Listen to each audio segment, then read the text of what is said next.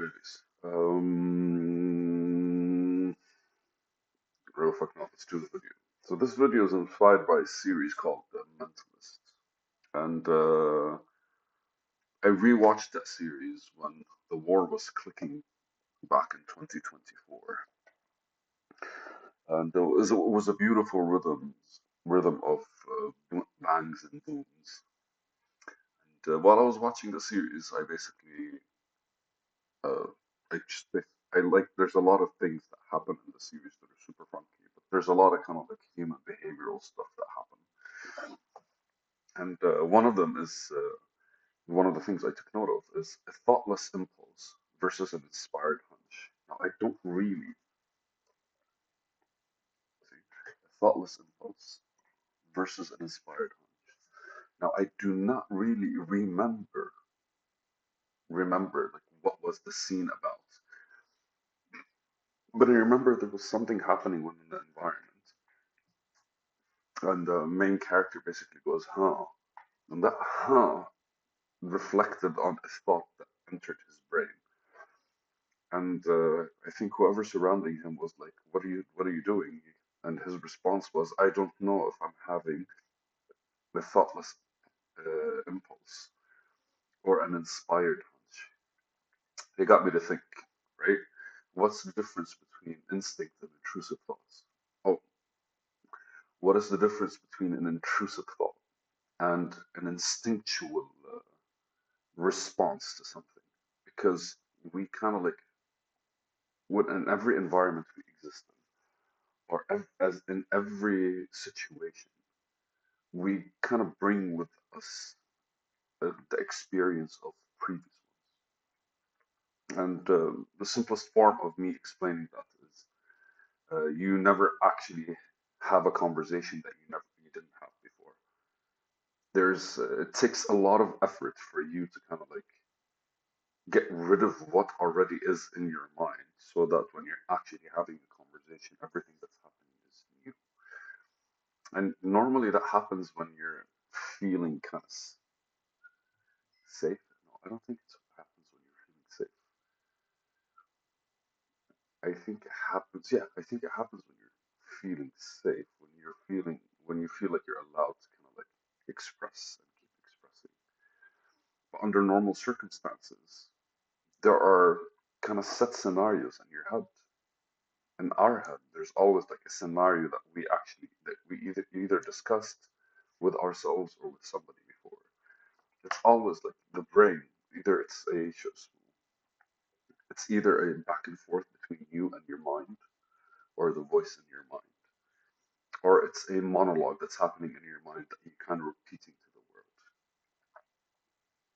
I notice it a lot with a lot of people that when I'm talking to people, especially where, especially people that I'm not part of their world, right? NPC style approach. If I go into when you go into a restaurant and you're talking to the waiter, most of their responses are generic. So let's do, for example, a cousin that you haven't seen in a year. You're probably gonna get the yearly generic conversation first, and then you're kind of like you start slowly warming up to dive into it. What's the name? There's a comedian. I forgot his name. He's a South African comedian. Uh, I'll find him on YouTube right now. But so he basically discusses how small talk is basically how we warm up to deeper conversations.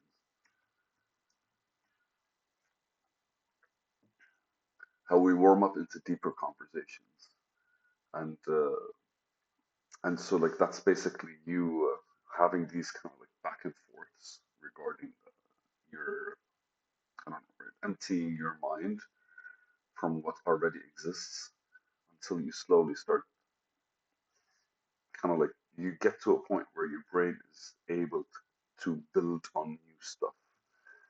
And I feel that's where you kind of like your experience is starts shining because that's where you get creative. It also happens with art, by the way. There's this art teacher that I read once about, and at the beginning of each semester, basically when he has starts his class, what he does is he tells everyone to kind of like start drawing sketches up to 100, 200 sketches a day, maybe more. The idea behind it is to let go of everything you've already foreseen so that you can look at the world with a fresh set of eyes. And when you do that, that's when you truly start getting creative. Because after like a week of drawing the random shit that's around you, you run out of shit to draw. And your style starts changing. Why? Because it starts becoming a lot more unique to whatever it is. I don't know, your mood, your environment, or some shit like that. Anyways, the idea is how do we differentiate between thoughtless impulse and an inspired hunch? And that's the whole intrusive thought kind of thing versus my experience is leading me to like have this kind of like thoughts. And I put a lot of I put a lot of attention on instinct because I feel that's the subconscious, that's us building whatever it is we practice on a daily basis, whatever it is the pattern that we practice on a daily basis. It ends up kind of like or you know how the butter is basically made from uh, extracting, I think, water from milk. You kind of like keep mixing the milk or churn basically the milk enough until butter comes out. And like even at that point, if you when you take it, you kind of like wash the butter or something, but it stays buttery. You extract water from it, and that then becomes butter through like mixing and churning and shit like this. And even the butter, if you kind of like boil it, it ends up being ghee. It's like a denser form of butter. And I feel that's the instinct, right? Because first you have like a full bundle of thoughts, like a whole experience in your head, which you kind of extract like a bit you manually extract small pieces that you want to keep with you. And that's what we call experience. And I feel instinct kind of takes all these like little experiences that you collect, and that kind of like it brings them down to like some nugget. Kind of like goes, this is where we move from. This is where we interact from. This is where we actively. Uh, this is where we actively initiate whatever is happening in our brains, whatever thought processes, clicking, connecting, that kind of shit.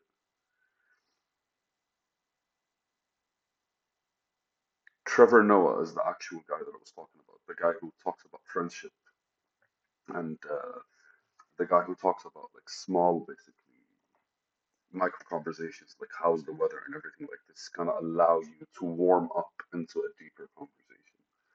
But anyways, the whole point is to kind of let go of the things that you normally talk about before you start talking about something that's new. And so, like a thoughtless impulse and an inspired hunch are kind of both like randomly something that you're not really used to being in your head. And they kind of come and squeeze themselves in. And sometimes it's very clear to be like it's a thoughtless impulse simply because an impulse without thought doesn't like, I don't know, push this guy in the pool, right? That's not really something that kind of like is deep. And sometimes it's as stupid as just go to the fucking bathroom and like go to the kitchen, sorry, and like grab something to eat, even though you had just finished eating. It's probably your body telling you, I want salt or I want sugar or something like this. Or like these kinds of things where you're not really the person that there is no really structure behind why it became a thing. It's just kind of like an environmental trigger. But sometimes it's like instinctual. Like you'd be walking on the street and then your instinct kind of tells you to move to the other side or to slow down or to notice something that's happening, right? Like, there's always kind of like, there are moments in your day where you get these thoughts that make you kind of like, not question, I guess. I don't know. You get these thoughts that alter the direction of the day, and they're not really thoughts because they're kind of like, yeah, they're kind of like inspired. You feel like know, this situation now that I want this, or I don't know, it's like actual actions that are done re- in the, in response to something that you weren't expecting, an idea, a thought that you weren't expecting. I'm not sure. Like I personally, in my line of work, uh, I try my best to be conscious about what exactly I am taking note of that I would want to kind of like be a foundation for future thinking, right? And it's partially why I do these videos. It's because I hear myself speak and I go, look, okay, this made sense. This is corny, but the more I talk about it, the more it changes how I think in the future. Though a really big part is really trusting these thoughts, but sometimes it's just, I guess, overly confident. It shifts from, I don't know, maybe because I'm actually focused on these kinds of things. I don't think I have inspired hunches more than instinctual responses, and on the other side, overconfident, kind of like, overconfident ideas, maybe.